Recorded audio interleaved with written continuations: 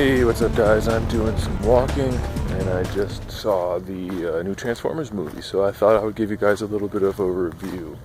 Now, it's been some time since I've done a movie review, so if you're not familiar with my style, I like to go about it more conversationally. I don't like to give you bullet points and things like that. I'll just talk about it as I talk about it, and then you'll see what I think. And if you agree, that's fine.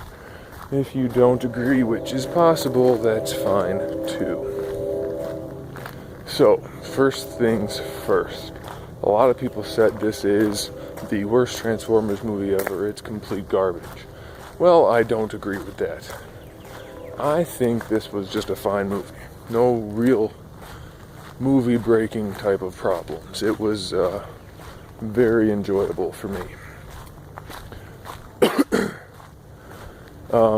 There was definitely a lot of action in this movie. A lot of people have complained that the Transformers movies don't have enough Transformer stuff happening. This one has a lot of Transformer stuff happening.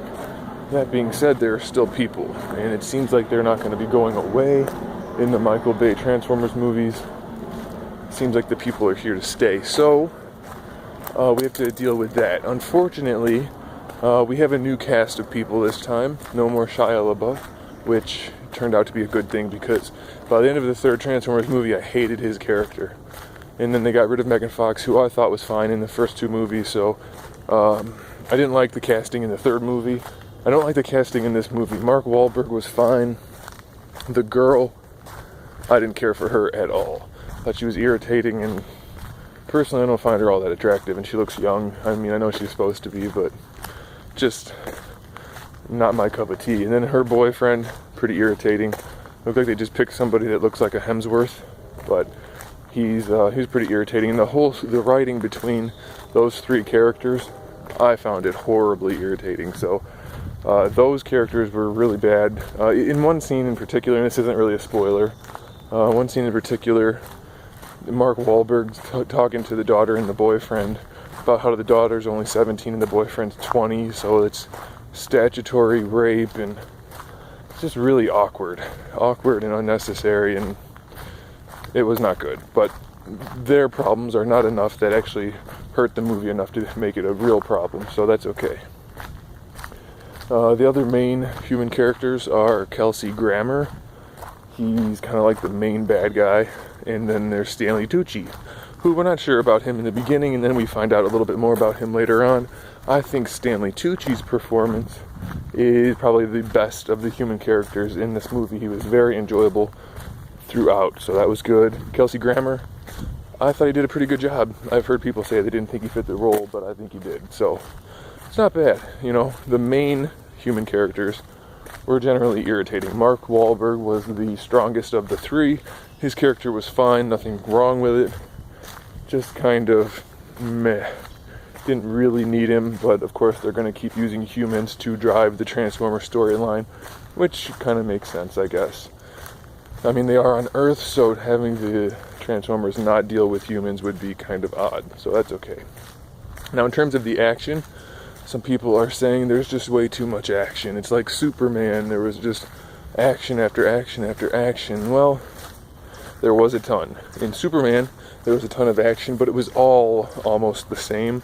So I found that to get very repetitive and boring. In this movie, there was a lot of action, but the pacing was good, and there's a great variety of scenes. So I personally thought it was fine. It was definitely an action-driven movie. The story was good enough to drive that action, but the action was the key element, which is pretty much what people expect from Michael Bay. I thought it was fine. I enjoyed it immensely.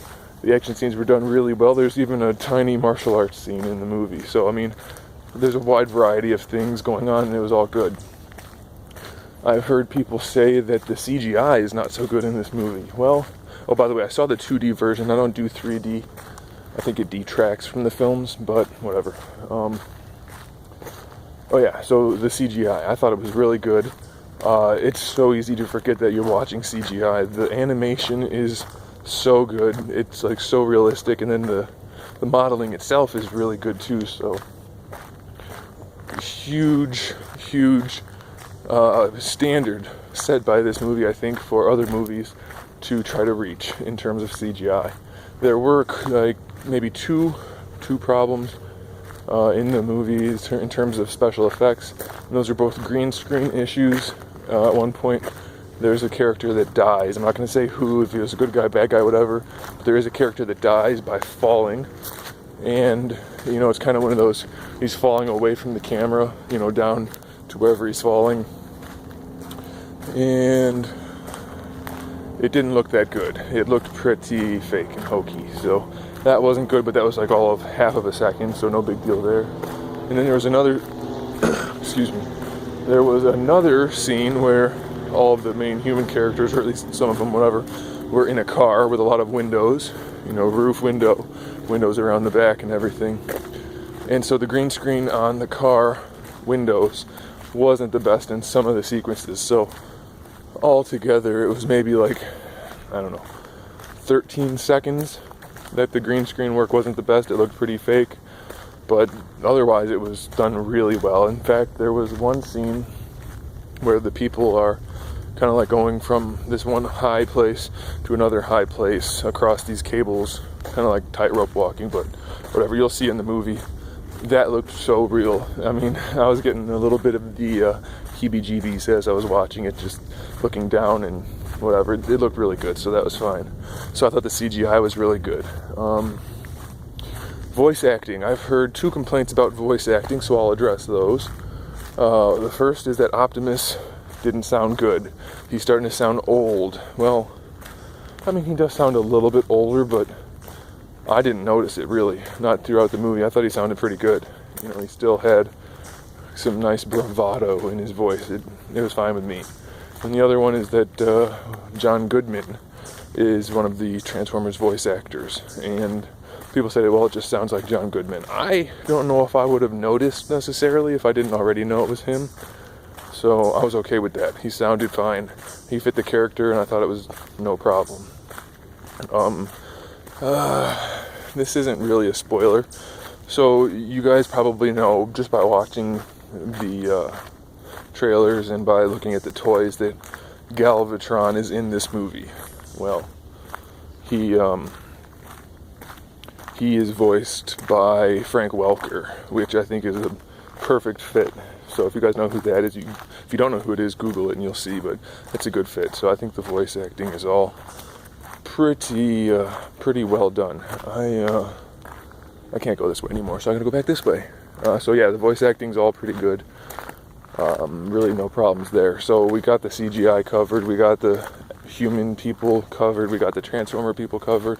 Let's talk about the plot, which, I mean, people like to complain about the plots in these Transformers movies, and I'm not sure that's really a valid thing to complain about. As long as it's not horrible, it's probably good enough for a Transformers movie. But I am not one of those people that wants just pure action. It needs to have at least a decent plot.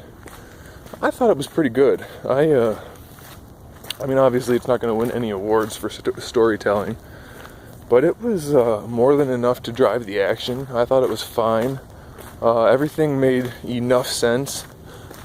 Some things didn't get explained, but I thought it was pretty good. I mean, like I said, the action was definitely the key feature of this movie, but the plot drove the action perfectly fine. If you paid attention to what was going on, you should have been able to follow it for the most part. There's kind of like three and a half stories kind of going on between different groups throughout the movie, and they all weave together, and I think it works out definitely well enough. It could have been better, but it certainly wasn't bad, so I can't really complain about that. I think it's more than enough for a Transformers movie. So, I mean, especially considering the fact that the original G1 had almost no story, and then the story in the 1984 movie wasn't spectacular. I don't think this is a story that should be shat upon, as many people are trying to do. I think it's fine. It's not great, but it's more than good enough. It definitely leaves story room for at least one sequel, probably more. I like the direction they're going. We'll see how that pans out, but I think it definitely has some potential. So all in all, I'm pretty happy with this movie. It did have some Michael Bay humor in it, which wasn't necessary and usually detracts from the films, and it did. Like I said, it's not perfect. The Michael Bay stuff could have gone. I'm not sure who wrote the movie, but I'm sure Michael Bay had a hand in it. And again, that didn't help it. Like I said, that scene between the dad and the daughter and the boyfriend, really unnecessary, and a couple things like that. But on the whole, I think it's definitely a movie worth going to see. I might place it as one of the top Transformers movies even. I think I really liked the first movie, but then everything was new, so it didn't take as much for everybody to like it. Then for the second one, a lot of people didn't like it. I personally did. I thought it was pretty good. I still was enjoying those. And then the third one definitely left a little to be desired, but I still enjoyed it. I mean, it wasn't a horrible film. This one does correct a lot of the things that the third one did wrong. It does do some things wrong, but mostly it does everything right enough that it is an enjoyable film. It's an action-packed blockbuster type of film, not an award-winning storytelling masterpiece. So as long as you're going into it with that mindset, I think you'll be perfectly happy, and I think you should probably go see the movie. So there it is, guys. Thanks for watching. Stay tuned for more figure reviews, maybe movie reviews. We'll see. And other good stuff. And in the meantime, keep collecting.